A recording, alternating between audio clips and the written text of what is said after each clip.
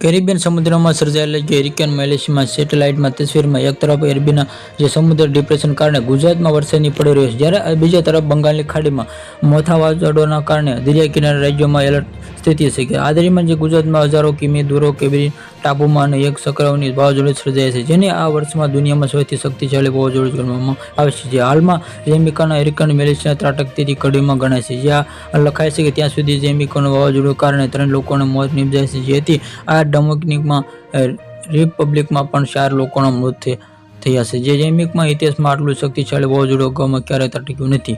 જે hurricane મેલેસીમાં Caribbean સમુદ્ર પર કરીને જે જેમિકા નજીકમાં આવતું જાય ત્યાં હવામાન શાસ્ત્રીમાં આગાહી છે કે જેમિકામાં 175 મીલ પ્રતિ કલાકમાં 290 કિલોમીટર ઝડપે ફૂંકાવામાં રહેશે. જે 40 વરસાદના કારણે જેમાંથી મેલેશિયા હરિકેન કારણે આ પ્રદેશમાં એટલા મોટા ચિંતાના વધી ગયા છે. કારણ કેટેગરી 5 માં મૂકવામાં આવે છે, જે સૌથી શક્તિશાળી ચક્રવાત કેટેગરીમાં દક્ષિણ પશ્ચિમ બહારમાંથી વાવાઝોડું વિનાશક અરબી ક્ષેત્રની આપવામાં આવે છે. જે હરિકેન મેલેશિયા કારણે જેમિકાના ઇનપાક્સમાં વ્યાપકમાં નુકસાન થવાનો અંદાજ રોડ રસ્તા ઇમારતો વીજળી થાંભલો ખેડૂતોને જે વધારે નુકસાન થવાની હવામાન શાસ્ત્રી મેથ્યુ કેપ્સુને જે કરવામાં આવે છે, જેમાંથી આ ઇતિહાસમાં આટલું શક્તિશાળી વાવાઝોડું ક્યારેય નથી આવ્યું. અને 1981માં જેમિકો ગિલ્બર્ટ નામની ઇલેક્ટ્રિક વાવાઝોડામાં 49 લોકોના મોત થયા હતા, જેમાં વાવાઝોડાના જેમિકા પક્ષમાં કેટેગરી 7માં જેમાંથી આવેલા, જે હાલમાં મેલેશિયા વાવાઝોડામાં કેટેગરી 5માં આવેલા વિનાશકમાં જે મેથ્યુ કેપ્સુમાં જે કેટેગરી 5માં વાવાઝોડું ઘણામાં સર્જાતા સુધી પહોંચી શકતા નથી.